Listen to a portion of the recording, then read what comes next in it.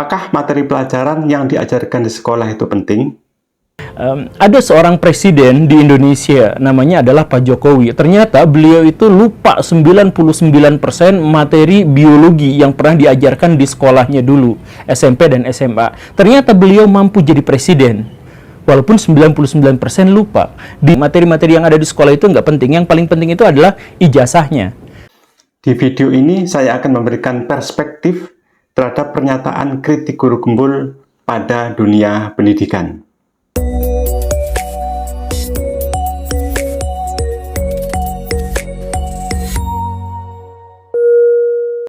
Assalamualaikum, salam sejahtera. Selamat datang di channel Budi Astomo. Terima kasih pada teman-teman yang sudah menonton video saya sebelumnya tentang kritik guru gembul pada dunia pendidikan. Bagi yang belum nonton, link videonya ada di atas. Komentarnya juga beragam. Ada yang sepakat dengan cara saya menyimpulkan. Ada yang mengatakan saya anti kritik, ada yang mengatakan numpang tenar, dan banyak yang memberikan perspektif yang menarik. Pada video ini, saya akan memberikan perspektif terhadap pandangan guru gembul tentang pendidikan. Oh ya, saya itu mengikuti channel guru gembul mulai dari subscribernya itu masih di bawah 50.000 dan sekarang sudah lebih dari 1 juta. Kenapa saya kritik guru gembul? Pertama, saya itu guru. Guru mengkritik guru tentang guru.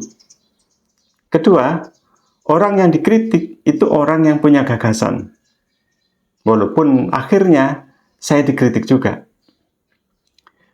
Pada video di awal, guru gembul mengatakan ada seorang presiden di Indonesia bernama Pak Jokowi. Ternyata beliau itu lupa 99% materi biologi yang pernah dipelajari saat di SMP dan SMA. Ternyata beliau mampu jadi presiden. Oke, mungkin ini kita asumsikan benar ya, karena kita kan nggak mungkin memberi soal biologi kepada Pak Jokowi untuk membuktikannya. Terus guru gembul juga mengatakan, kalau begitu, materi pelajaran itu tidak penting. Yang penting itu ijazahnya. Bisa untuk melamar pekerjaan, termasuk jadi presiden. Terus, sekolah tidak penting. Mungkin guru gembul ada maksud tertentu terhadap pernyataan ini. Begini perspektif saya. Saya adalah guru IPA SMP dan latar belakang pendidikan saya adalah pendidikan fisika. Ketika guru melakukan pembelajaran di kelas, maka ada dua hal yang diajarkan. Pertama adalah hard skill, yaitu materi pelajaran yang ada di kurikulum. Misalnya ketika saya mengajarkan IPA, maka saya mengajarkan tentang hukum Newton, tentang klasifikasi makhluk hidup, tentang pesawat sederhana, dan lain-lain. Kedua adalah soft skill, yaitu keterampilan hidup atau kecakapan hidup. Misalkan bagaimana siswa itu berkomunikasi, bagaimana siswa itu berkolaborasi, bagaimana siswa itu bisa berpikir kritis.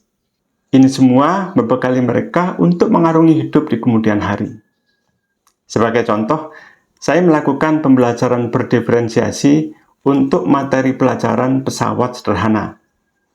Sumber belajarnya siswa sudah pegang buku.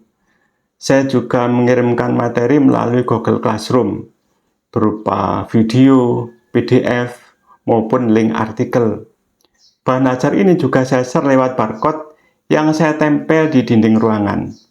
Banyak referensi ini tidak harus dibuka semua. Siswa bisa memilih bahan ajar sesuai dengan minat mereka. Produk pembelajaran juga saya beri kebebasan, bisa memilih video, poster digital, maupun manual, infografis, bisa podcast, bahkan bisa membuat dalam bentuk lain sesuai dengan bakat dan minat mereka. Dalam prosesnya juga saya beri kebebasan, bisa berkelompok 4 orang, 3 orang, 2 orang, bahkan sendirian pun juga boleh. Dan bebas memilih anggota kelompok. Setelah itu, Masing-masing kelompok bekerja menyelesaikan produk pembelajaran yang telah mereka pilih.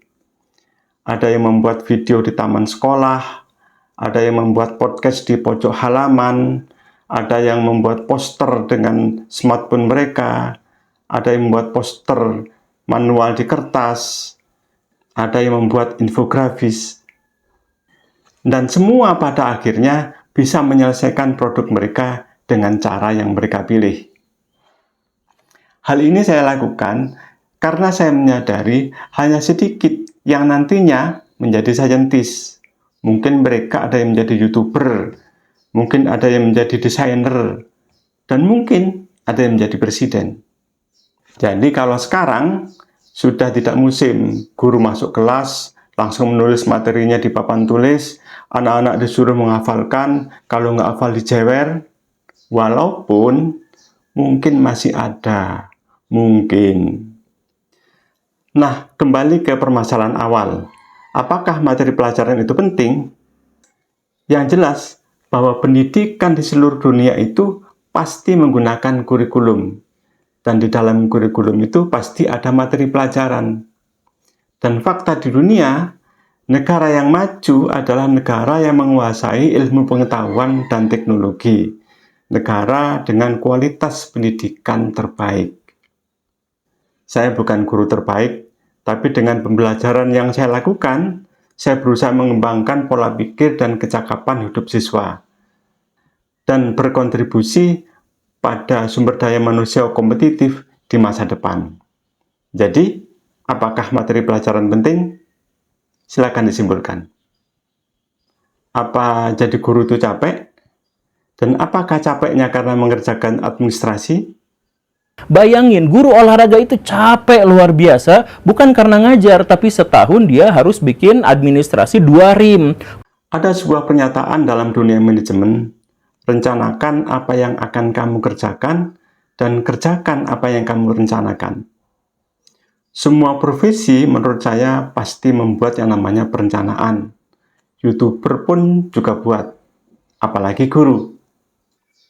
Biasanya saya membuat perencanaan dalam 1 tahun.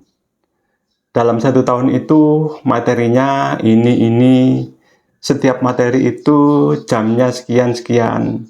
Setelah itu baru saya detailkan setiap pokok bahasan atau bab. Saya mau menggunakan metode atau model apa, media apa yang akan saya pakai, langkah-langkahnya bagaimana.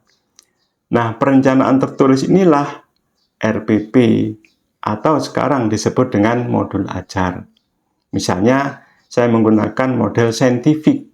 Langkah-langkahnya mengamati, menanya, mencoba, mengasosiasi, dan mengkomunikasikan. Dalam membuat video juga perlu perencanaan berupa naskah. Misalnya langkah-langkah naskah video yang biasa saya buat, hook, answer, explanation, dan conclusion. Di beberapa video, saya melakukan vlogging pembelajaran. Saya pernah melakukan pembelajaran outdoor learning. Anak-anak saya ajak ke alun-alun. Mereka saya beri tugas untuk menentukan nama-nama tumbuhan di sana menggunakan smartphone yang mereka bawa. Kemudian mereka membuat laporan digital. Selain itu juga saya pernah menggunakan metode Everyone is Teacher Here, model flyer, saintifik, dan lain-lain. Jadi menyusun perencanaan pembelajaran yang merupakan sebagian dari administrasi pembelajaran itu merupakan bagian dari upaya untuk menumbuhkan dan mengembangkan hard skill dan soft skill siswa. Jadi, apakah capeknya guru itu bukan karena mengajar, tetapi karena mengerjakan administrasi? Mungkin ya. Kalau administrasi 1 tahun dibuat sekaligus, di-print sampai 2 rim dalam semalam, kemudian disimpan, dan dibuka saat ada pemeriksaan. Kalau saya membuat administrasi pembelajaran itu per pokok bahasan atau per bab pembelajaran yang akan saya lakukan. Dan dalam 1 tahun, kalau dikumpulkan, itu lebih dari 2 rim. Jadi, apakah guru capek bukan karena mengajarnya, tetapi karena administrasi? Silakan disimpulkan. Semoga pendidikan negara kita tercinta ini semakin berkualitas. dan menghasilkan sumber daya manusia yang kompetitif di masa yang akan datang. Oke, segitu dulu video kali ini. Mari kita terus berpikir kritis, melakukan kritik dengan argumentasi, dan terus belajar. Terima kasih sudah menonton video ini. Silakan like, subscribe bagi yang belum, share video ini untuk berbagi perspektif. Wassalamualaikum, salam sejahtera.